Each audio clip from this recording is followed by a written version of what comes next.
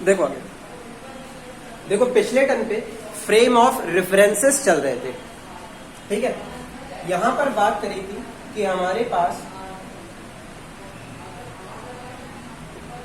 Frame of references दो type के होते हैं, ठीक है। कौन कौन से देख लिए थे? पहला था हमारे पास इनर्शियल फ्रेम ऑफ रेफरेंस, दूसरा था non inertial frame of reference. अब देखो एक एक करके शुरू करते हैं कि इनर्शियल फ्रेम ऑफ रेफरेंस क्या होता है, ठीक है। उससे पहले एक बार जरा फ्रेम ऑफ रेफरेंस वैसे समझ लो क्या होता है। देखो फ्रेम ऑफ रेफरेंस हमारे पास केवल एक पोजीशन होती है जिस पोजीशन के रिस्पेक्ट में हम डिफरेंट ऑब्जेक्ट्स की स्टडी करते हैं, ठीक है। ध्यान रखना यहाँ पे हमारे पास फ्रेम ऑफ रेफरेंस केवल एक फिक्स्ड पोजीशन होती है जिसके रिस्पेक्ट में हम डिफरेंट ऑब्जेक्ट्स के मोशन की स्टडी करते हैं। मोशन की स्टडी मतलब उनकी पोजीशन, उनकी वेलोसिटी, उनका एक्सेलरेशन, उन पर अप्लाई होने वाला फोर्स, उनका मोमेंटम, आधा दर्जन चीजें इसमें आती हैं, ठीक है। बहुत सारी हमारे पास मोशन में चीजें आती हैं, तो हमेशा ध्यान रखना अगर किसी ऑब्जेक्ट के मोशन की स्टडी करनी है तो उसमें हमारे पास बहुत सारे टर्म्स आते हैं जिनके बारे में हमें देखना पड़ता है, ठीक। अब आगे जरा सुनो, देखो यहां पर हमारे पास फ्रेम ऑफ रेफरेंस का कॉन्सेप्ट क्यों आया, ध्यान सुनना। फ्रेम ऑफ रेफरेंस का कॉन्सेप्ट क्यों आया? इसलिए क्योंकि तुम एक बात हमेशा ध्यान रखना, motion of an object is always relative. देखो इस चीज का ध्यान रखना, motion of an object is always relative. मतलब यहां पर ध्यान रखना हमारे पास दो टर्म आते हैं, एक आता है रिलेटिव और एक टर्म इसी के साथ जुड़ा होता है एब्सोल्यूट। दोनों एक दूसरे के अपोजिट होते हैं, ठीक है। जरा रिलेटिव मतलब समझते हैं, फिर एब्सोल्यूट का मतलब तुम्हें अपने आप समझ में आ जाएगा। सुनो जरा, अब रिलेटिव मोशन का मतलब क्या होता है, अच्छा जरा समझना। मान लो मेरे सामने से एक कार इस डायरेक्शन में ऐसे जा रही है, इस कार की स्पीड हमारे पास मान लो 20 मीटर पर सेकेंड है, ठीक है। इसकी स्पीड 20 मीटर पर सेकेंड है। कब? जब तुम एक जगह खड़े होकर इस कार की स्टडी करोगे। अगर मान लो हम यहां खड़े होकर इस कार को देख रहे हैं, तो अब अगर ये कार 20 मीटर की स्पीड से जा रही है तो मेरे लिए इसकी स्पीड 20 मीटर है। बात समझ यहां पे? आगे जरा सुनो। अच्छा मान लो अगर कार इस तरफ जा रही है 20 की स्पीड से, हम भी इसी तरफ जा रहे हैं, मान लो मेरी स्पीड 5 मीटर पर सेकेंड है। अब जरा सोचो, कार की स्पीड कुछ थी, अगर हम भी इसी डायरेक्शन में चलने लगे तो अब हमें कार कुछ अलग स्पीड से दिखाई देगी। उसकी स्पीड जो हमें लगेगी वो कितनी होगी? 20 माइनस 5 बराबर 15 मीटर पर सेकेंड। जरा समझना, कार तो उसी स्पीड से भाग रही है ना। कार अगर उसी स्पीड से भाग रही है तो देखो फ्रेम बदलने पर, फ्रेम कहें या कहें पोजीशन बदलने पर, अगर हम रेस्ट में थे, अगर हम विरामावस्था में थे तो यहां पर हमारे पास कार 20 मीटर पर सेकंड से जा रही है। अगर हम अपने आप में मोशन लेके आ जाएं तो हमें कार की स्पीड अलग दिखाई देगी। वो कितनी होगी वो यहां पे तुम्हें दिख रहा है, ठीक है। तो जरा समझना, पोजीशन बदलने पर या अपनी सिचुएशन बदलने पर हमें उसी कार की स्पीड अलग दिखने लगी, जबकि कार तो 20 की स्पीड से चल रही है। तो यहां पर हमारे पास पोजीशन बदलने पर या अपनी सिचुएशन बदलने पर बॉडी के मोशन में फर्क आता है, या बॉडी के मोशन का जो अपीयरेंस होता है, जो हमें महसूस होता है, उसमें फर्क आता है। इसी वजह से एक कॉन्सेप्ट निकल करके आया फ्रेम ऑफ रेफरेंस। तो फ्रेम ऑफ रेफरेंस होता क्या है? Frame of reference is just a position with respect to which the motion of an object can be studied. Frame of reference हमारे पास केवल एक पोजीशन होती है जिसकी हेल्प से या जिसके रिस्पेक्ट में हम किसी ऑब्जेक्ट के मोशन को स्टडी करते हैं। इतनी बात क्लियर हुई यहाँ पे? अब जरा आगे सुनो, अगर पिछले टर्म का रिवाइज हो गया तो आगे बढ़ते हैं यहाँ पे, ठीक है। हाँ एक बात जरा समझना, यहाँ पर बात आ रही थी कि हमारे पास always relative, motion of an object is always relative. Relative का मतलब क्या हुआ? जरा सोचो, यही तो भी जो बता के आ रहे हैं वही हमारे पास रिलेटिव का मतलब है कि अगर हम यहाँ पर किसी ऑब्जेक्ट को मूव कराते हैं तो वो अलग अलग पोजीशन के रिस्पेक्ट में अलग अलग मोशन शो करेगा। यही होता है रिलेटिव का मतलब। एक के रिलेशन में दूसरा, दूसरे के रिलेशन में फिर अलग, तीसरे के रिलेशन में फिर अलग। जरा समझना, अभी दो एग्जाम्पल लिए थे, तीसरा एग्जाम्पल लेते हैं। कार हमारे पास 20 की स्पीड से जा रही है, अब हम 5 की स्पीड से इस डायरेक्शन में जा रहे हैं। अगर हम 5 की स्पीड से इस डायरेक्शन में जा रहे हैं तो जरा सोचो, ये 20 से इधर, हम 5 से उधर, तो अब हमें जो इसकी स्पीड दिखेगी वो आएगी 20 + 5, 25 मीटर पर सेकेंड। अच्छा, और जरा सोचो, अगर कार इस तरफ 20 की स्पीड से जा रही है और हम भी 20 की स्पीड से जा रहे हैं उसी डायरेक्शन में, तो जरा सोचो अब होगा क्या। जैसे जैसे हम बढ़ रहे हैं वैसे वैसे कार आगे चली जा रही है। तो मेरे लिए तो ये कार मेरे सामने है, सोचो मेरे लिए तो कार यही रहेगी, क्योंकि ये भी 20 की स्पीड जा रही है, हम भी 20 की स्पीड से, तो दोनों एक साथ आगे बढ़ेंगे। बात समझ आ रही है यहाँ पे? अगर दोनों एक साथ आगे बढ़ेंगे तो अब मेरे लिए तो ये कार मेरे जस्ट सामने रहेगी, मतलब मेरे लिए कार मूव नहीं कर रही है। थोड़ा ध्यान सोचो, मतलब मेरे लिए कार की स्पीड 0 हो चुकी है जब हम भी उसी डायरेक्शन में उसी स्पीड से भाग रहे हैं। मतलब अलग अलग पोजीशन लेने पर ऑब्जेक्ट का मोशन हमारे पास बदलता रहता है। तो यहाँ पे आता है हमारे पास motion of an object is always relative. और इस मोशन में अगर बात करें तो मोशन में हमारे पास मेनली यहाँ पर वेलोसिटी आती है। ठीक है, यहाँ पर हमारे पास मोशन में हमेशा क्या आती है? वेलोसिटी। तो इसको ऐसे भी पढ़ा जा सकता है, velocity of an object is always relative. ठीक, आगे जरा सुनो। अब एब्सोल्यूट का मतलब क्या होता है? अच्छा, अगर मान लो कार 20 की स्पीड से जा रही है और हमने तुम्हें 3-4 एग्जांपल दिए। एक, हम खड़े हैं, पहला हम इधर 5 की स्पीड से जा रहे हैं, दूसरा हम इधर 5 की स्पीड से जा रहे हैं, फिर अगला हमारे पास हम इधर 20 की स्पीड से जा रहे हैं। इस तरह के 3-4 एग्जांपल दिए। अच्छा, मान लो अगर हर एक केस में हमें कार की स्पीड 20 मीटर पर सेकेंड दिखने लगे तो वो स्पीड एब्सोल्यूट हो जाएगी, जबकि ऐसा तो होता नहीं है। अलग अलग पोजीशन पे, अलग अलग फ्रेम पे हमें कार की स्पीड अलग अलग दिखती है। तो यहाँ पर इसी को कहते हैं रिलेटिव मोशन या फिर रिलेटिव वेलोसिटी। तो यहाँ पे हमेशा ध्यान रखना, हमेशा वेलोसिटी या motion of an object is always relative. Absolute का मतलब क्या होता है? तुम चाहे जितने फ्रेम बदल लो उसकी वैल्यू ना बदले, लेकिन ऐसा होता नहीं है। तो ध्यान रखना, मोशन और velocity never be absolute, they are always relative. इतनी बात क्लियर है यहाँ पे? अभी जो रिलेटिव होते हैं इसी को स्टडी करने के लिए फ्रेम ऑफ रेफरेंस का एक कॉन्सेप्ट निकाला गया। ठीक है, फ्रेम ऑफ रेफरेंस क्या हमारे पास? Frame of reference are just the coordinate axis with respect to which the motion of an object can be studied। इतनी बात क्लियर यहाँ पे? अब जरा आगे देखो, फ्रेम ऑफ रेफरेंस हमारे पास दो टाइप के हैं। पहला हमारे पास आया इनर्शियल फ्रेम ऑफ रेफरेंस। देखो हमारे पास पहला आता है इनर्शियल फ्रेम ऑफ रेफरेंस। ठीक है, अब ये क्या होते हैं जरा देखो। पिछले टर्म पे तुम्हें कुछ बातें बताई थी, उन बातों से तुम चीजों को पहचान सकते हो। ठीक है, लेकिन यहां पर हमारे पास डिफाइन करने के लिए और भी कई सारे पैरामीटर होते हैं। देखते हैं क्या। देखो, ऐसे फ्रेम ऑफ रेफरेंस जिनमें न्यूटन का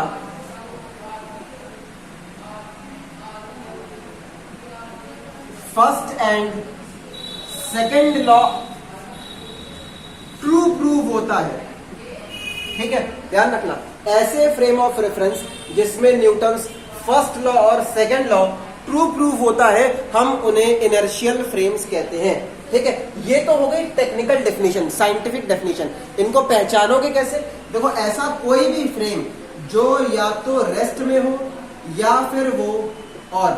या फिर वो कांस्टेंट वेलोसिटी से मूव कर रहा हो। ठीक है, तो हम उन फ्रेम्स को इनर्शियल फ्रेम्स कहते हैं। तो अब ध्यान रखना, यहाँ पे inertial frames are those frames in which Newton's first law and second law of motion are completely verified are called inertial frames.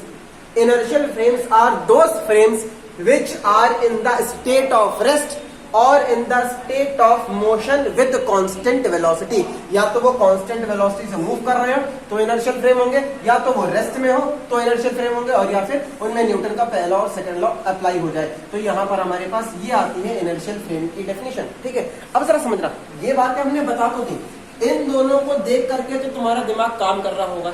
ये बातें हैं प्रैक्टिकली समझने वाली, क्योंकि तुम्हें दिखता है, ये देखो मार्कर खड़ा है या हम खड़े, तो हम एक फ्रेम है, कैसे? रेस्ट फ्रेम है। अच्छा, मान लो अगर हम मूव कर रहे हैं तो हम कैसे हो गए? कांस्टेंट वेलोसिटी से मूव करने वाले। ये दो चीजें तो तुम्हें दिखती हैं। अच्छा, ये नहीं दिखता, इसका मतलब क्या हुआ? न्यूटन का first law second law true proof हो जाए या वेरीफाई हो जाए, इसका मीनिंग क्या होता है? अभी इसको आगे देखोगे। ठीक है, अभी इस बात को आगे देखोगे। अभी तुम्हारा काम क्या है, डेफिनेशन याद करना। Inertial frames are those frames in which Newton's first and second law verified. ठीक है, ये फ्रेम कैसे होते हैं हमारे पास, या तो रेस्ट में होंगे या फिर कांस्टेंट वेलोसिटी से मूव कर रहे होंगे। इतनी बात क्लियर है पे। अब आगे देखो, अब जरा एक बात समझते हैं। इनर्शियल फ्रेम्स की डेफिनेशन तो देख ली, लेकिन जरा सोचो ध्यान से, तुम्हारा पेपर ऑब्जेक्टिव है। अगर तुम्हारा पेपर ऑब्जेक्टिव है तो डेफिनेशन से तुम्हें कोई लेना देना नहीं है। डेफिनेशन तो केवल तुम्हारे समझने के लिए है। अब यहां पर जरा समझते हैं, तुम्हारे समझने के लिए, तुम्हारे एग्जाम के लिए क्या इंपॉर्टेंट है, एग्जाम में क्वेश्चंस कैसे पूछे जाते हैं। देखो जरा ध्यान से, मान लो हमने यहां पर एक फ्रेम ले लिया और तुम्हें पता है फ्रेम क्या होता है। Frame is a group of coordinate axis with fixed origin. एक ओरिजिन फिक्स कर दो और उसके रिस्पेक्ट में कोऑर्डिनेट एक्सिस का ग्रुप ले लो, ये तुम्हारा एक फ्रेम होता है। ठीक है, अब आगे जरा, यहां पर मान लो हमारे पास एक पार्टिकल P है। ये पार्टिकल P हमारे पास किसी पोजीशन R पर है। पहली बात ध्यान रखना, R is the position vector. इसे हम स्थिति सदिश कहते हैं हिंदी में। ठीक है, जितने हिंदी मीडियम वाले पढ़ रहे हो वो जरा समझना और जरा देखना ध्यान से। यहां पर हम सब कुछ इंग्लिश में भी एक्सप्लेन करेंगे, हिंदी में भी एक्सप्लेन करेंगे, क्योंकि तुम लोग हर तरह से आते हो। कई सारे इंटर इंग्लिश बैकग्राउंड से करते हैं, तुम में से बहुत सारे ऐसे हैं जो हिंदी बैकग्राउंड से इंटर करके आते हैं बीएससी में। तो ध्यान रखना, यहाँ पे सब कुछ हिंदी में भी एक्सप्लेन होगा, इंग्लिश में भी एक्सप्लेन होगा। ठीक है, वैसे तुम्हें एग्जाम में करना इंग्लिश में ही है। जितने हिंदी मीडियम वाले हैं अपनी आदत डाल लो बेटा, तुम लोगों को सब कुछ करना इंग्लिश में ही है, हिंदी में कुछ नहीं करना है। ठीक है, अब आगे जरा देखो, देखो यहां पर हमारे पास एक पॉइंट P है।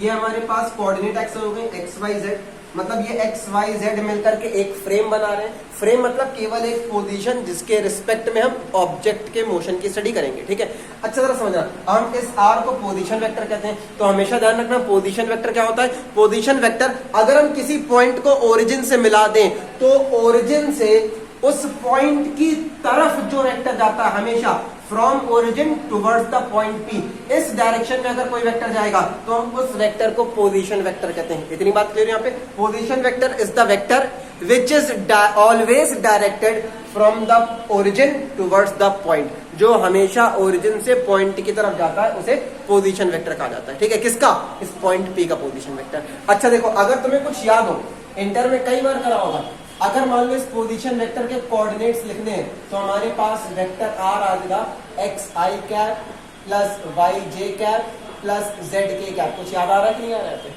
इस तरह से हम यहाँ पे इसका पोजीशन वेक्टर लिख सकते हैं, जिसमें एक्स वाई जेड क्या होते हैं, एक्स वाई जेड हमारे पास इसके कोऑर्डिनेट्स होंगे। इतनी बात समझ आ रही है यहाँ पे। अब जरा आगे देखते हैं। अच्छा जरा समझना, हमें करना क्या है, हमें यहाँ पर इसके मोशन की स्टडी करनी है। मोशन की स्टडी का मतलब तुम्हें बताया था, पोजीशन स्टडी करना, वेलोसिटी स्टडी करना। ठीक है, यहाँ पर बॉडी पे लगने वाला फोर्स स्टडी करना, उसका एक्सेलरेशन देखना, ये सारी चीजें मोशन के अंदर आती हैं। तो अब जरा दिखता है। अच्छा, इसमें चाहो तो और देखो, ये हमारे पास आई कैप होता है, ये जे कैप होता है और ये हमारे पास के कैप होता है। शायद पता तो होगा मेरे ख्याल से सबको। अब जरा आगे, ये हमारे पास पोजीशन वेक्टर आर आ गया। अच्छा तरह सोचिए, पोजीशन बता रहा है, पोजीशन मतलब ओ से यहां तक की दूरी बता रहा है, डिस्प्लेसमेंट। अगर मान लो हमें वेलोसिटी निकालनी है तो क्या करें, यहां पर मान लो हमें वेलोसिटी निकालनी है पार्टिकल की, वेलोसिटी ऑफ पार्टिकल, तो यहां पर हमारे पास रिजल्ट आता है वेक्टर v बराबर dr/dt। सोचो जरा ध्यान से, अगर डिस्टेंस को डिफरेंशिएट कर दो टाइम के रिस्पेक्ट में तो वेलोसिटी आती है। सोचो अगर हम यहाँ पे r की जगह ये रखेंगे तो हमारे पास अब रिजल्ट क्या निकल के आएगा, देखते हैं। देखो हमारे पास v आ गया, d/dt तो वैसे ही है, r की जगह आ जाएगा हमारे पास xi cap plus yj cap plus zk cap. जरा डिफरेंशिएट कर दो, डिफरेंशिएट क्या करना, केवल एक फॉर्मूला लिखना है तुम्हें। देखो तो यहाँ पर क्या लिख सकते हैं, ये dx, d जाएगा हमारे पास x के पास, तो आ गया dx/dt, ये आ गया i कैप प्लस dy/dt, ये आ गया j कैप प्लस dz/dt, ये आ गया k कैप। ये हमारे पास वेलोसिटी आ गई। अच्छा एक बात जरा समझते हैं, अगर हम dx/dt की बात करें तो जरा समझना, x क्या है, x is the distance in the x direction. सोचो जरा, अगर हमने यहाँ एक्स वाई जेड माना है तो ये हमारे पास कोऑर्डिनेट आएगा कहाँ, यहीं पर तो आएगा, ये तुम्हारा एक्स होगा। वाई डायरेक्शन में जो दूरी ट्रेवल करोगे वही तो वाई होती है, जेड डायरेक्शन में जो दूरी ट्रेवल करोगे वही तो हमारे पास जेड होता है। सोचो अब हमने एक्स को टाइम के रिस्पेक्ट में डिफरेंशिएट करा है, x is the distance in the x direction, small y is the distance in the y direction, small z is the distance in the z direction. अगर डिस्टेंस को time से differentiate करोगे तो क्या लगता है, वेलोसिटी आएगी। ये किस डायरेक्शन में डिस्टेंस है, ये हमारे पास x डायरेक्शन में डिस्टेंस है। तो जरा समझना आता है, यहाँ पर जो dx अपॉन dt है, तो यहाँ पर हम dx अपॉन dt को मान सकते हैं vx। vx is the velocity of that particle in the direction of x axis. इसी तरह से dy अपॉन dt दिख रहा है, dy अपॉन dt को क्या मान सकते हैं यहाँ पे, vy। इसी तरह से जरा सोचो dz अपॉन dt, ये dz अपॉन dt हमारे पास आ जाएगा vz। ये बात समझ में आ रही है यहाँ पे, इतनी बात क्लियर हो रही है यहाँ पे। सोचो अगर ये वैल्यू यहाँ पे उठा के लगा दो तो हमारे पास फाइनल फॉर्मूला जो निकल करके आएगा वो कुछ इस तरह से निकल के आता है। देयरफॉर यहाँ पर जो हमारे पास वेक्टर v आएगा उसके बारे में सोचो, dx अपॉन dt की जगह vx, यहाँ पे vy, यहाँ पर vz। तो ये रिजल्ट आ जाएगा हमारे पास vx i cap plus vy j cap plus vz k cap. ये हमारे पास एक रिजल्ट निकल करके आता है वेलोसिटी का। ठीक है, अब जरा सुनना आते हैं, यहाँ पर बहुत लोगों को परेशानी होती है, इसका मतलब क्या, इसका मतलब क्या, इसका मतलब क्या। ठीक है, वैसे तो तुम्हारे 11th क्लास में होता है, लेकिन एक बार पूरा फिर से समझ लो। ठीक है, तुम्हारी शुरुआत में कोई कॉन्सेप्ट अधूरे ना रह जाए। ठीक है, जरा समझ लो, चलो थोड़ा ध्यान सोचो। अच्छा मान लो मेरे पास ये कोऑर्डिनेट एक्सिस है। ठीक है, ध्यान सुनना, तीसरा पेन है नहीं मेरे पास, नहीं तो बताते हैं आपको। ये मान लो कोऑर्डिनेट एक्सिस है, ये ऊपर x जा रहा है, ये मान लो ये इस डायरेक्शन में x जा रहा है, ऊपर की तरफ y जा रहा है, और मान लो यहां से आगे की तरफ z निकल रहा है। ठीक है, मान लो थोड़ी देर के लिए यहां से आगे की तरफ तुम्हारे पास z निकल रहा है। अब जरा सोचो, ध्यान सोचना, हमने क्या करा, हमने एक पार्टिकल यहां ओरिजिन पे ले लिया, ये ओरिजिन दिख रहा है यहाँ पे, हमने एक पार्टिकल यहां इस तरह से ओरिजिन पे ले लिया। अच्छा अब मान लो ये पार्टिकल हमारे पास इस तरह से आ रहा है, ऐसे आगे बढ़ रहा है, ध्यान सुनना, ऐसे आगे बढ़ रहा है। सोच पा रहे कि नहीं सोच पा रहे, देखो ये वाला हाथ तुम्हारे पास आ गया, मतलब हम यहां से आगे की तरफ आ रहे हैं। अब जरा सुनना ध्यान से, अगर ये पार्टिकल आगे की तरफ आया है तो जिस डायरेक्शन में पार्टिकल भाग रहा है, ठीक है, जिस डायरेक्शन में पार्टिकल भाग रहा है वो डायरेक्शन क्या है, वो है v।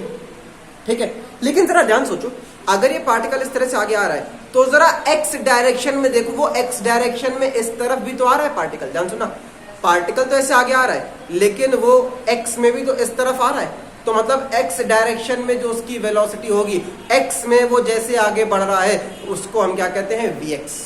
सोचो जरा, पार्टिकल ऐसे आगे आया लेकिन वो यहां से कुछ ऊपर भी तो आ गया, देखो ध्यान से, कुछ ऊपर भी तो आया, मतलब वो यहाँ पे y डायरेक्शन में भी तो कुछ मूव कर रहा है, तो वो उतनी ही देर में y डायरेक्शन में जिस वेलोसिटी से जा रहा होगा उसे क्या कहते हैं, vy। सोचो अब ये पार्टिकल आगे की तरफ आ रहा है, मतलब z में भी तो कुछ दूरी इसने ट्रेवल करी, तो z में वो जिस वेलोसिटी से ट्रेवल करेगा उसे क्या कहते हैं, vz। अगर इन तीनों वेलोसिटीज को विद वेक्टर ऐड कर दो, i cap, j cap, k cap, अगर विद वेक्टर ऐड कर दो तो हमारे पास आता है v। v is the total velocity of the particle. बात समझ में आई यहाँ पे, ये सोच पा रहे कि नहीं सोच पा रहे, चलो आगे देखते हैं। यहां तक समझ में आए सभी को, यहां तक क्लियर है, चलो आगे बढ़ाते हैं। अब ये डायग्राम हटा रहे हैं। अच्छा बात देखो यहाँ पे, हम पोजीशन से, ध्यान सुनना, हम यहाँ पोजीशन से वेलोसिटी पर आ गए। थोड़ा ध्यान सोचो, इसी तरह से वेलोसिटी से एक्सेलरेशन पर भी तो आया जा सकता है। देखो जरा, इस तरह के फॉर्मूले तुम्हारे पेपर में आएंगे, अभी बताते हैं कि किस तरह के क्वेश्चन बनेंगे। थोड़ा सा प्रोसेस देख लो एक बार, तुम्हारे पास नोट्स में तुम्हारे सामने रखा होगा, ये उम्मीद तो करते हैं कि तुमने नोट कर लिया होगा। ठीक है, अब देखो ये हमारे पास वेलोसिटी आ गई, अब एक्सेलरेशन की बात करते हैं।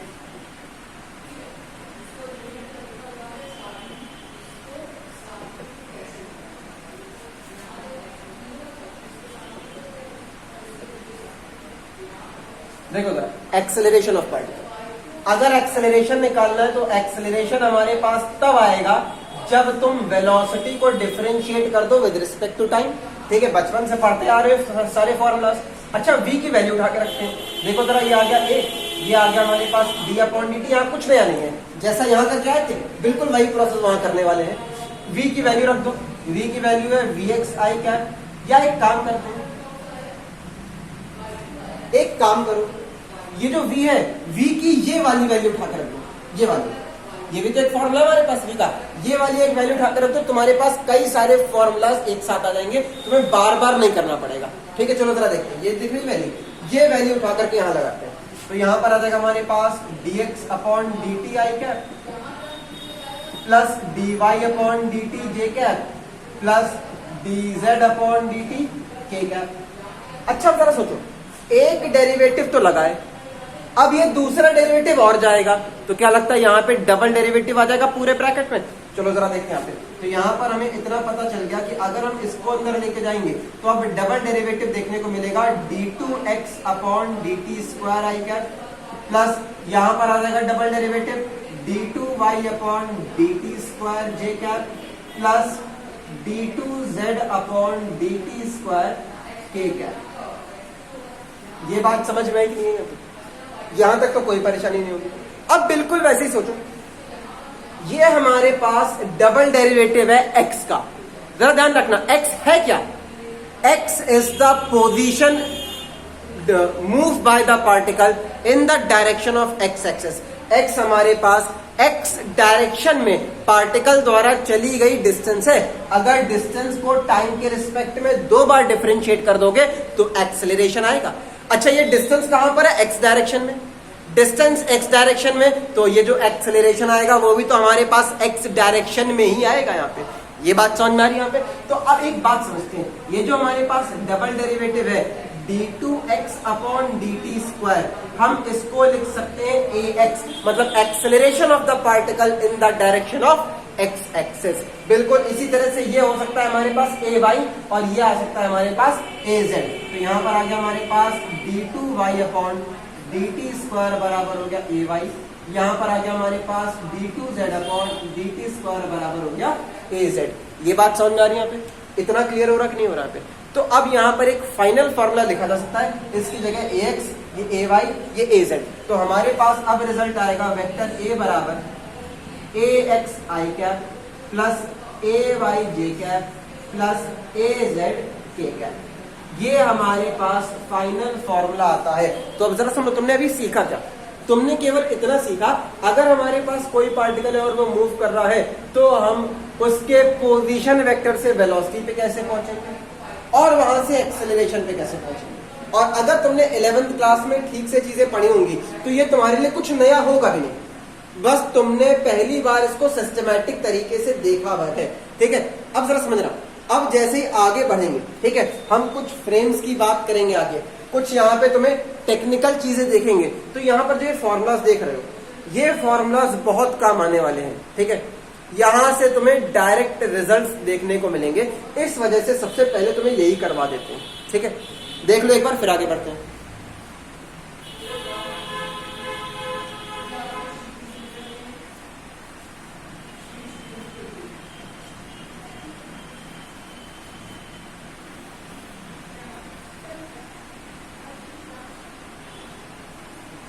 और यहां पे जरा सुनना, अगर तुम्हें ध्यान से देखो, अगर मान लो यहां पर जो v की वैल्यू रखी है वो तो हमने ये वाली उठा के रखी, अगर तुमने ये वाली उठा के रखी तो भी कोई फर्क नहीं पड़ता है। ठीक है, वो भी हमारे पास रिजल्ट सेम है। जरा देख लो बगल में एक बार, उसकी भी कैलकुलेशन देख लो। चलो यहां से हटाते हैं।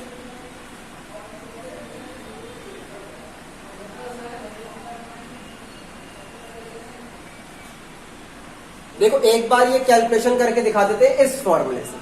हमारे पास क्या है? ये फॉर्मूला। ठीक है, यहां से पूरा आर्टिकल लेते हैं। देखो यहां पर हमारे पास एक्सेलरेशन है a बराबर dv अपॉन dt। अभी क्या करा था हमने? इस फॉर्मूले से कैलकुलेशन करी थी, अब इस फॉर्मूले से कर लेते हैं। जरा रखो, ये v दिख रहा है, यहाँ पे v दिख रहा है, v की जगह ये फॉर्मूला रख देते हैं। v की जगह ये फॉर्मूला रखेंगे तो हमारे पास आ जाएगा a बराबर d अपॉन dt, यहाँ पर आ जाएगा हमारे पास vx i cap plus vy j cap plus vz k cap. जरा यहाँ पर इसको डेरिवेटिव को अंदर भेज दो, डेरिवेटिव अंदर आ जाएगा तो आ गया dvx upon dt i cap plus dvy upon dt J cap plus D VZ upon D T, ये आ गया हमारे पास के कैप। अच्छा जरा सोचो, वही बात तो है, अगर हम z डायरेक्शन में वेलोसिटी को डिफरेंशिएट करेंगे तो z डायरेक्शन में एक्सेलरेशन आएगा, सॉरी x है, हम z बोल गए। अगर x डायरेक्शन में वेलोसिटी को डिफरेंशिएट करोगे तो x डायरेक्शन में एक्सेलरेशन आएगा। अगर y डायरेक्शन में वेलोसिटी को डिफरेंशिएट कर दो तो y डायरेक्शन में एक्सेलरेशन आएगा। बिल्कुल ऐसे ही z में आएगा हमारे पास। सोचो, अगर डिस्टेंस को 2 बार डिफरेंशिएट कर दो तब भी एक्सेलरेशन पे पहुंचोगे, अगर वेलोसिटी को 1 बार डिफरेंशिएट कर दो तब भी एक्सेलरेशन पे पहुंचोगे। मतलब ये इसको तुम ax कहो, चाहे तुम d2x अपॉन dt स्क्वायर को x कहो, तीनों एक ही बात है। मतलब डिस्टेंस का डबल डेरिवेटिव, वेलोसिटी का सिंगल डेरिवेटिव और एक्सेलरेशन, तीनों एक ही बात है हमारे पास। बात समझ आ रही है यहाँ पे? देखो यहां से तुम्हारे नोट्स में कैलकुलेशन होगी, एक कैलकुलेशन मैंने इस तरह से करके दिखा दी, ये वाली तो तुम्हारे पास नोट होगी, अगर तुम्हें करनी हो तो ये और नोट कर दो, ठीक है?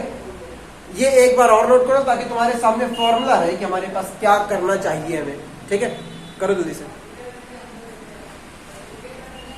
ये हटा रहे, ये तुम्हारे पास है नोट्स में।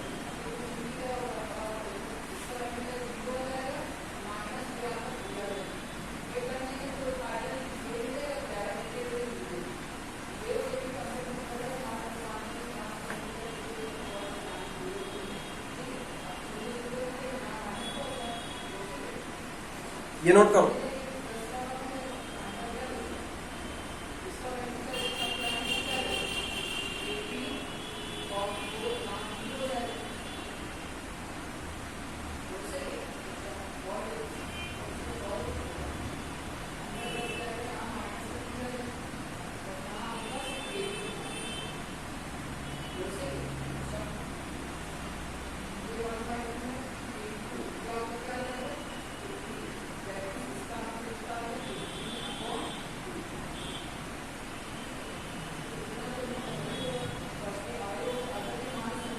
आगे बढ़े।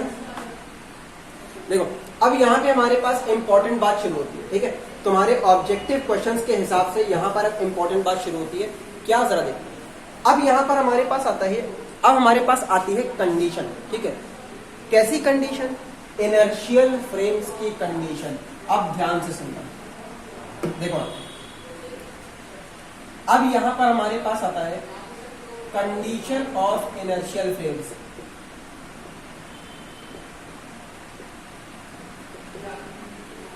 और ध्यान रखना तुम्हारे पेपर में यहीं से क्वेश्चंस बनना स्टार्ट होते हैं। अभी तक जो कुछ भी देखा, ये सब कुछ तुमने, ध्यान सुनो, ये सब कुछ तुमने इन क्वेश्चंस को सॉल्व करने के लिए अपना बेस बनाया है। अब यहां पर क्वेश्चन देखते हैं कैसे पूछे आते हैं, फिर आगे बढ़ेंगे, ठीक है? देखो आप अब जरा समझ रहा, यहां पर इनर्शियल फ्रेम के बारे में एक बात बता के आए थे, या तो फ्रेम रेस्ट में होगा या फिर वो कांस्टेंट वेलोसिटी से मूव कर रहा होगा। सोचो जरा ध्यान से, या तो फ्रेम रेस्ट में होगा या फिर वो कांस्टेंट वेलोसिटी से मूव कर रहा होगा। इतनी बात क्लियर है? अच्छा, अगर रेस्ट में है तब तो सब कुछ zero, velocity zero, acceleration zero, force zero, सब कुछ जीरो। लेकिन अगर कांस्टेंट वेलोसिटी है तो जरा ध्यान से सोचो, केवल तुम्हारे पार्टिकल के पास वेलोसिटी होगी और एक्सेलरेशन जीरो होगा।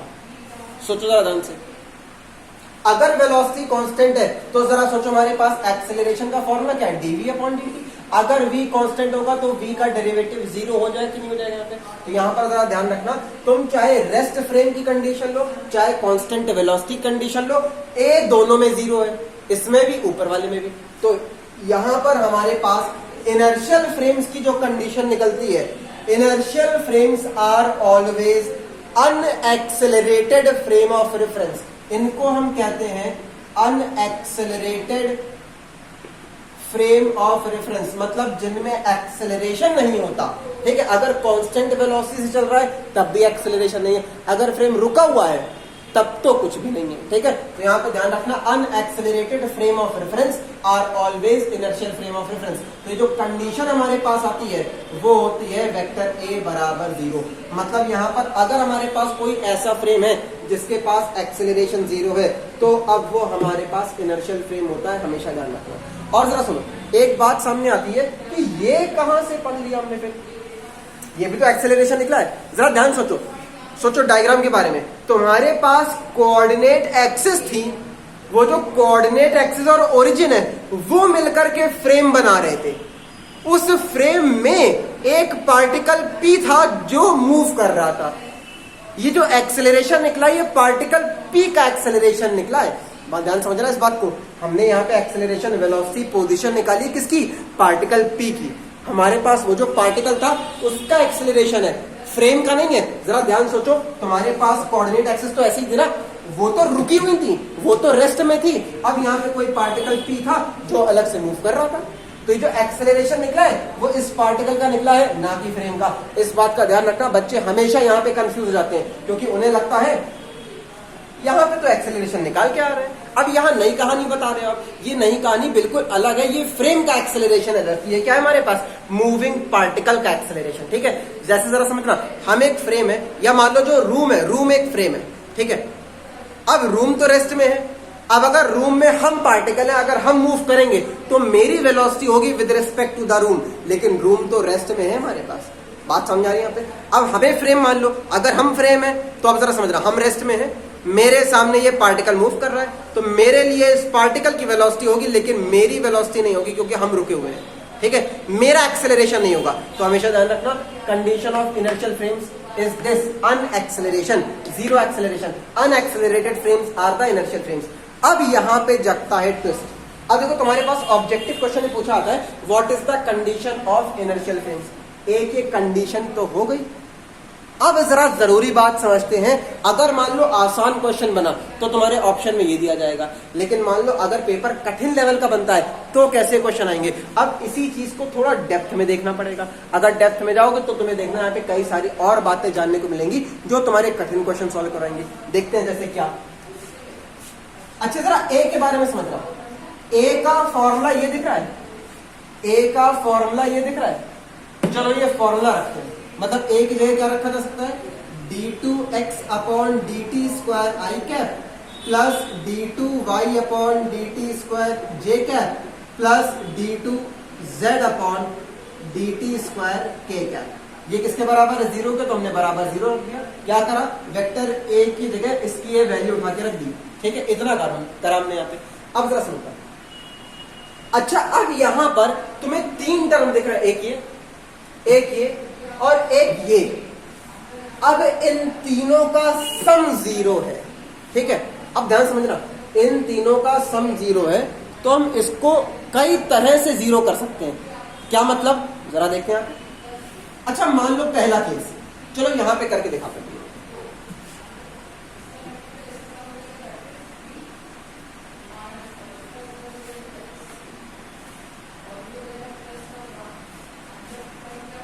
देखो, अब ध्यान से देखना, पहला केस कि LHS में ऐसा क्या करें ताकि LHS 0 आ जाए। क्यों? RHS तो 0 है हमारे पास। देखो, अच्छा मान लो हमारे पास ये वाला टर्म 0 हो जाए, अच्छा ये वाला टर्म भी 0 हो जाए और आखिरी वाला भी 0 हो जाए, तो RHS 0 आएगा। देखो पहला केस, मतलब हमारे पार्टिकल के पास x डायरेक्शन में एक्सेलरेशन 0 हो, y डायरेक्शन में एक्सेलरेशन 0 हो और z डायरेक्शन में एक्सेलरेशन 0 हो, तो टोटल एक्सेलरेशन तो अपने आप 0 हो जाएगा। अच्छा अब और देखो, चलो मान लेते हैं हमारे पास अब पार्टिकल के पास x डायरेक्शन में 8 का एक्सेलरेशन है, लेकिन y और z डायरेक्शन में -4 का एक्सेलरेशन है। सोचो जरा। अच्छा, अब रिजल्ट क्या आ रहा है? रिजल्ट तो 0 आ रहा है। अच्छा, और भी इस तरह से सेट करा जा सकता है। सोचो, अगर तुम्हें ये केस समझ में आ रहा है तो अब इस तरह से तो तुम यहाँ पे दर्जनों चीजें सेट कर सकते हो। मान लो हमने यहाँ पर ऐसे कर दिया, थर्ड केस कर दिया। अच्छा, अब मान लो x को 0 मान लिया, ये हमारे पास मान लो -4 हो गया और ये हमारे पास +4 हो गया। अच्छा, अभी भी तो रिजल्ट 0 आ रहा है, मतलब अगर ध्यान से देखो तो ये तो अभी भी अनएक्सेलरेटेड ही है, या ठीक से कहें तो, अब ध्यान सुना, अगर ठीक से कहें तो अनकम्प्लीटली, ध्यान सुना, कंप्लीटली अनएक्सेलरेटेड फ्रेम केवल पहला वाला है, ये नहीं है। इसका मतलब क्या हुआ? इसका मतलब हुआ the net acceleration of the frame is zero. इसका मतलब क्या हुआ? The net acceleration of the frame is zero. But यहां पर देखोगे तो यहां पता चलेगा फ्रेम के पास x डायरेक्शन में +8 का एक्सेलरेशन है, फ्रेम के पास y डायरेक्शन में -4 का एक्सेलरेशन है, फ्रेम के पास z डायरेक्शन में -4 का एक्सेलरेशन है। और भैया हमें तो अनएक्सेलरेटेड फ्रेम चाहिए। तो यहां पर जरा समझना, अगर किसी फ्रेम के पास भले ही टोटल एक्सेलरेशन 0 हो, लेकिन अगर उसके पास x, y और z में अलग अलग एक्सेलरेशन आता है तो वो कभी भी इनर्शियल फ्रेम नहीं होगा। Inertial frame is completely unaccelerated frame. एक जरूरी बात कि उसके सभी कंपोनेंट भी 0 होने चाहिए। तो यहां पर जरा समझना, यहाँ पे अगर हम यहाँ पे अनएक्सेलरेटेड फ्रेम की कंडीशन देखें तो एक कंडीशन ये तो दिख रही है, लेकिन हमारे पास एक कंडीशन और आती है कि इसके जो ये 1, 2, 3 कंपोनेंट है इनको भी 0 होना पड़ेगा। मतलब d2x अपॉन dt स्क्वायर बराबर 0, d2y अपॉन dt स्क्वायर बराबर 0 and d2z upon dt square is equal to 0। तो ध्यान रखना, ये हमारे पास कंडीशंस होती हैं इनर्शियल फ्रेम्स की या फिर अनएक्सेलरेटेड फ्रेम्स की। ठीक है, अब आगे जरा देखो, अब क्वेश्चन कैसे करोगे। देखो, जब तुम्हारे पास क्वेश्चंस ऐसे आते हैं, ध्यान सुनो। मान लो तुमसे पूछा गया what is the condition for inertial frames. ठीक है, इनर्शियल फ्रेम्स के लिए कंडीशन क्या है, और तुम्हारे सामने ऐसे ऑप्शन रख दिए गए 1, 2, 3 और चौथा ऑप्शन रख दिया गया। चौथा ऑप्शन हमारे पास AOT, all of the above. ठीक है, या ऑल ऑफ दीज, इस तरह से हमारे पास आ गया ऑप्शन। तो तुम्हें तो अब इतना दिख रहा है, ये चौथा वाला टिक कर दोगे, ये तीनों तो है हमारे पास, तो हमारे पास ये इस तरह से आ जाएगा। लेकिन कभी कभी ऐसे भी क्वेश्चन सेट होता है, तुमसे पूछ लिया गया कि what is the condition of inertial frames, तो ऐसे दे दिए जाएंगे। अब यहाँ 4 ऑप्शन देखो। तो पहला ऑप्शन मान लो ये दे दिया कि एक्सेलरेशन बराबर 0, दूसरा दे दिया गया वेलोसिटी बराबर 0, या तीसरा दे दिया गया हमारे पास मोमेंटम बराबर 0। ठीक है, या फिर चौथा ऑप्शन आ गया हमारे पास मोमेंटम जो हमारे पास है वो कांस्टेंट है। ठीक है, इस तरह से 4 ऑप्शन दे दिए गए। तो अब जरा समझना, अगर ये ऑप्शन आएगा तो ये तीनों नहीं आएंगे तुम्हारे सामने। बात समझा रही है यहाँ पे? अगर ये तीनों आएंगे तो ये नहीं आएगा। ये ऑप्शन तब आता है जब पेपर सिंपल बनता है। जब पेपर थोड़ा डेप्थ में जाके बनता है तो तुम्हें इस तरह के ऑप्शन दिए जाते हैं। तुम्हें यहाँ पे डेप्थ वाली बात जानना बहुत जरूरी है कि एक्सेलरेशन तो 0 होगा, लेकिन कैसे, उसके सभी कंपोनेंट की वैल्यू 0 आनी चाहिए, तब वो हमारे पास इनर्शियल फ्रेम हो पाएगा। बात समझ में आ रही है यहाँ पे? इतना क्लियर हो सीन को? आगे बढ़े। देखो, यहां से तुम्हारा कंप्लीट होता है इनर्शियल फ्रेम। अब बारी आती है नॉन इनर्शियल फ्रेम की। चलो आगे देखते हैं। ध्यान रखना, ये जो बात बताइए तो केवल तुम्हारे लिए क्वेश्चन बताए। अगर तुम्हें नोट करना हो नोट कर लो, वैसे नोट करने लायक कुछ है नहीं इसमें। ठीक है, केवल तुम्हारे समझने के लिए है कि हमारे पास कैसे हमें क्वेश्चंस को अटेम्प्ट करना है। और ये बाकी जिसको नोट करना तो वो पॉज करके नोट कर लेना।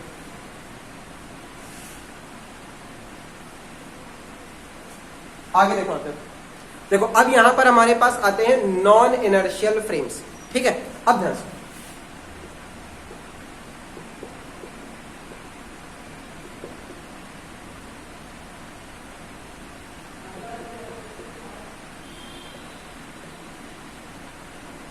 देखो, यहां पर हमारे पास आते हैं नॉन इनर्शियल फ्रेम्स। ऐसे फ्रेम्स जिसमें न्यूटन का first law and second law fail हो जाता है, उन्हें हम नॉन इनर्शियल फ्रेम कहते हैं। पहले तो एक बात दिमाग में बैठा लो, हम यहाँ पे थर्ड लॉ क्यों नहीं लेके चल रहे हैं? भैया थर्ड लॉ हर जगह ट्रू होता है। एक्शन रिएक्शन हमारे पास हर जगह ट्रू होता है, फिर चाहे वो इनर्शियल फ्रेम हो नॉन इनर्शियल फ्रेम हो, कोई फर्क नहीं पड़ता। ठीक, लेकिन यहां पर अगर फर्स्ट और सेकंड लॉ की बात करोगे तो फर्स्ट और second law non inertial frame में फेल हो जाते हैं, जबकि इनर्शियल फ्रेम में हमारे पास वो ट्रू प्रूव होते हैं। ठीक है, तो हम जरा समझाते हैं। हमारे पास नॉन इनर्शियल फ्रेम्स ऐसे फ्रेम्स होते हैं जिनमें न्यूटन का फर्स्ट और सेकंड लॉ फेल हो जाता है, ठीक से वर्क नहीं करता। जो न्यूटन ने रिजल्ट दिया था वो रिजल्ट यहां पर निकल करके नहीं आता। कैसे नहीं आता अभी देखोगे तुम यहाँ पे। ठीक है, अच्छा ये तो होगी तुम्हारी साइंटिफिक बात। थोड़ा समझने वाली बात करते हैं कि मान लो हमारे सामने कोई फ्रेम है, हम उसे पहचानेंगे कैसे कि वो इनर्शियल है कि नॉन इनर्शियल? सोचो। अब यहां पर हमारे पास आता है कि अगर हमारे पास कोई नॉन इनर्शियल फ्रेम है तो वो नॉन इनर्शियल फ्रेम मूव तो करेगा बट विद एक्सेलरेशन। वो नॉन इनर्शियल फ्रेम हमारे पास विद एक्सेलरेशन मूव करेगा। ध्यान रखना, अगर कोई फ्रेम किसी एक्सेलरेशन के साथ मूव करता है तो हम उसे नॉन इनर्शियल फ्रेम कहते हैं, और इसी फ्रेम में न्यूटन का फर्स्ट और सेकंड लॉ हमारे पास फेल हो जाता है। ठीक है, इतनी बात याद रहेगी, यहाँ डेफिनेशन याद रहेगी यहाँ पे। ठीक है, चलो आगे बढ़ते हैं। ठीक है, अभी ध्यान सुनना, अभी यहाँ पर तुम्हें बहुत ज्यादा समझने वाली बात नहीं, अभी केवल इतना समझना है, कोई भी ऐसा फ्रेम, ध्यान सुनना, फ्रेम कुछ भी हो सकता है। हम एक फ्रेम है, ये मार्कर, ये एक फ्रेम है, बगल में तुम्हारे रोड में कार चल रही है वो फ्रेम है, कोई बस चल रही है वो फ्रेम है, साइकिल चल रही है वो फ्रेम है। जितने ऑब्जेक्ट तुम्हारे रूम में रखे हैं वो अपने आप में अलग फ्रेम है। कैसे, सोचो जरा। अच्छा, मान लो तुम कहीं बैठे हो, मान लो थोड़ी देर के लिए तुम किसी चेयर पे बैठे हो, ठीक है।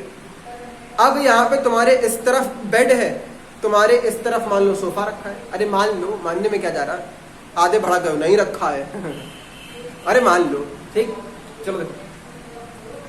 अच्छा मान लो अब एक पर्सन उधर बेड पे बैठा हुआ है, उसके लिए तुम्हारी पोजीशन एक्स की पॉजिटिव डायरेक्शन में है। अब एक दूसरा पर्सन सोफे में बैठा है और उसके लिए तुम्हारी पोजीशन एक्स की नेगेटिव डायरेक्शन में हो गई। तो ध्यान रखना, जितने ऑब्जेक्ट सब अपने आप में अलग अलग फ्रेम है। ठीक है, बात समझ आ रही है यहाँ पे? ठीक, अब आगे तरफ। अच्छा, अब यहां पर हमारे पास non inertial frame, accelerated frame होते हैं हमारे पास। एक बहुत बढ़िया एग्जांपल आता है रोटेशनल फ्रेम्स। तुमसे हमेशा एग्जाम में पूछा जाता है कि रोटेशनल फ्रेम्स कैसे फ्रेम होंगे, इनर्शियल कि नॉन इनर्शियल। ठीक है, तो हमेशा ध्यान रखना, rotational frames are always non inertial frame of references. ठीक है, मतलब क्या हुआ, जरा देखो आंसर, इसका मतलब क्या हुआ हमारे पास। अच्छा, मान लो एक फ्रेम है हमारे पास जो इस तरह से रोटेट कर रहा है। चलो मान लेते हैं वो फ्रेम कांस्टेंट वेलोसिटी से रोटेट कर रहा है, उसके घूमने की वेलोसिटी कांस्टेंट है।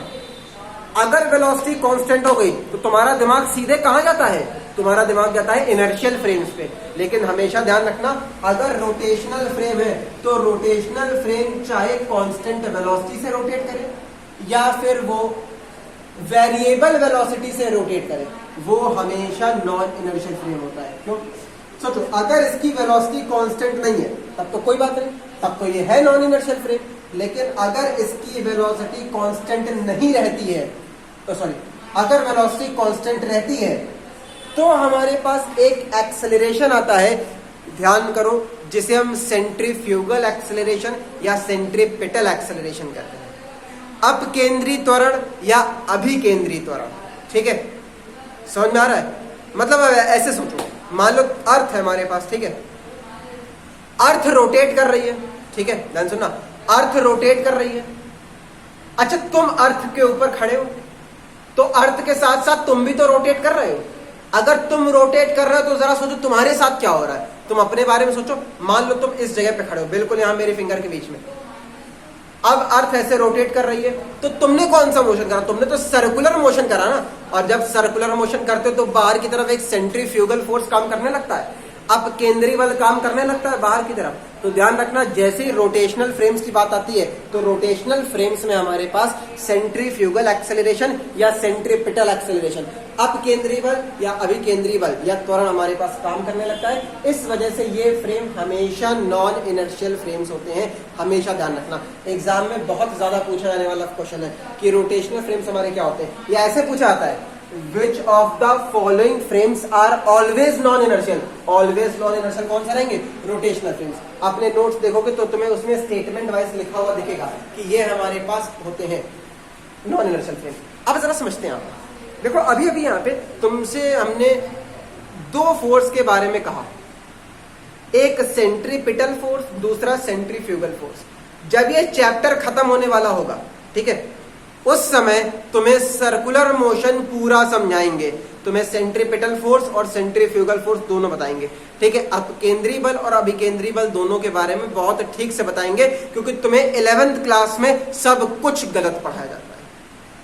गारंटी हम लिख के देते हैं, कोई टीचर ठीक नहीं पढ़ाता है तुम्हें सेंट्रीपिटल फोर्स और सेंट्रीफ्यूगल फोर्स, ठीक है। और जब पढ़ाएंगे तभी तुम यहाँ क्वेश्चन सॉल्व कर पाओगे। अब आगे देखते हैं बेटा, देखो आप, ये तो हमारे पास हो गया, ठीक है। हमने नॉन इनर्शियल फ्रेम्स और इनर्शियल फ्रेम्स की सारी कंडीशन देख ली। अगर इनसे रिलेटेड तुम्हारे पास कोई भी क्वेश्चन आएगा तो तुम क्वेश्चन अब सॉल्व कर ले जाओगे, ठीक है। लेकिन अब यहां पर हमारे पास नॉन इनर्शियल फ्रेम बहुत बड़ा टॉपिक है, ठीक है। नॉन इनर्शियल फ्रेम बहुत बड़ा टॉपिक है, इसमें तुम्हारे पास बहुत सारे टर्म्स निकल करके आते हैं। पहले तो अब एक काम करते हैं, हम यहाँ एक पार्टिकल के मोशन की स्टडी करेंगे। किसके रिस्पेक्ट में? नॉन इनर्शियल फ्रेम के रिस्पेक्ट में, ठीक है। जरा समझना, अब यहां पर हमने एक फ्रेम ले लिया एस। ये फ्रेम कैसा है? मान लो ये फ्रेम रेस्ट में है। अच्छा, रेस्ट में मतलब इनर्शियल फ्रेम, रट लो चीजों को। यहां पर मान लिया एक और फ्रेम है, ये ओरिजिन ओ, ये ओरिजिन ओ डैश। ये हमारे पास एक फ्रेम एस डैश है। S dash is a non inertial frame. अगर ये नॉन इनर्शियल फ्रेम है तो अब ये इस डायरेक्शन में ए नॉट एक्सेलरेशन से भाग रहा है, ठीक है। ये फ्रेम रुका हुआ है, ये फ्रेम किसी एक्सेलरेशन से इस तरफ भाग रहा है। कोई परेशानी यहां तक? सब ठीक है अभी तक यहाँ पे? चलो आगे देखते हैं।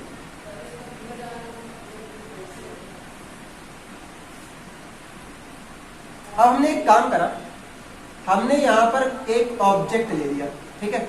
यहां पर हमने एक ऑब्जेक्ट ले लिया। मान लेते हैं इस ऑब्जेक्ट का मास m है और ये ऑब्जेक्ट ए एक्सेलरेशन से भाग रहा है, ठीक है।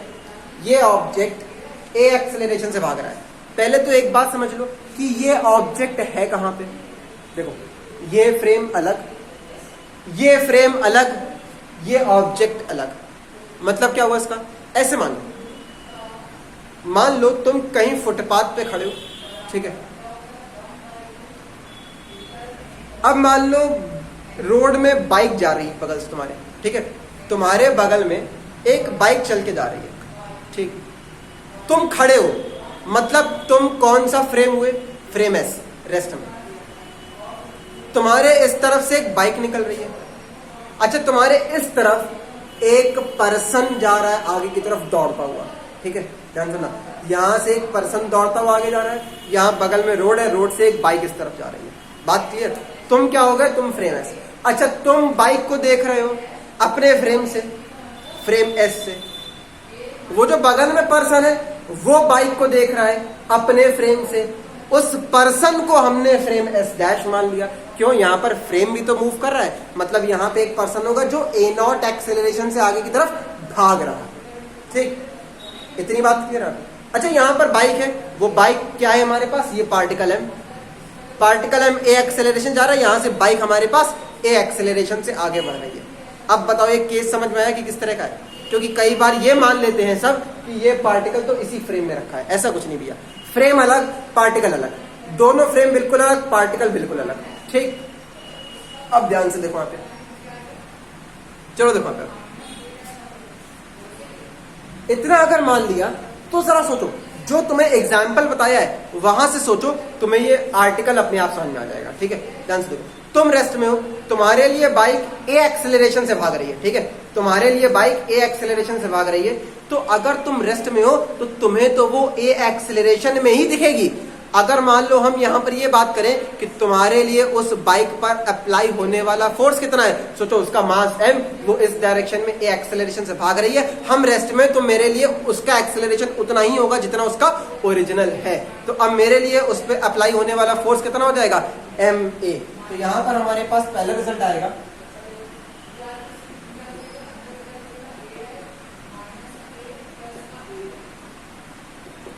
Force acting on particle in frame S.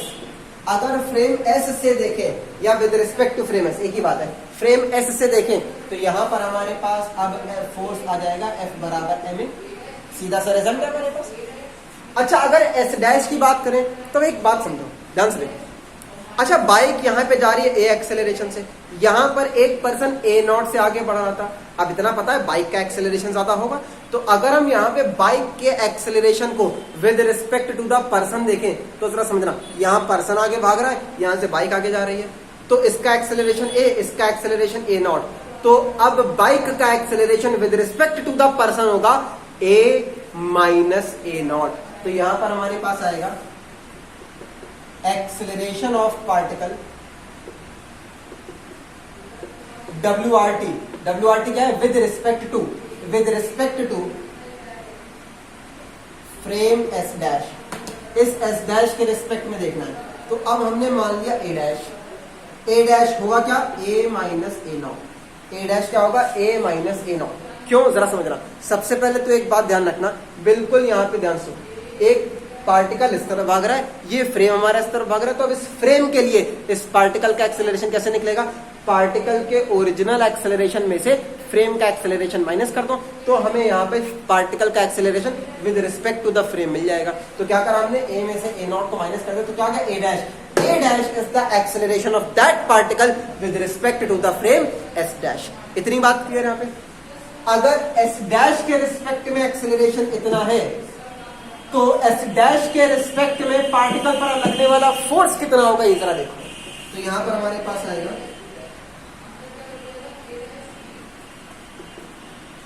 Force acting on particle, force acting on particle with respect to frame S dash. अगर फ्रेम एस डैश की बात करोगे तो हमने फोर्स कितना मान लिया? F dash. अब ये कैसे आएगा? पार्टिकल का मास तो उतना ही है, लेकिन फ्रेम एस डैश में पार्टिकल का एक्सेलरेशन कितना हो गया? A dash.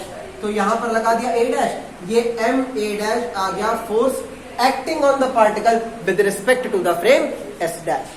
अच्छा जरा सोचो, ए डैश की ये वैल्यू उठा के लगा दो, तो यहां पर आ गया एम, ए डैश के देखा जाएगा हमारे पास ए माइनस ए नॉट। अच्छा एम का अंदर मल्टीप्लाई करा दो तो क्या हो जाएगा? M A minus M A naught हो जाएगा। यहाँ ये बात समझ नहीं आती? यहां तक कोई परेशानी?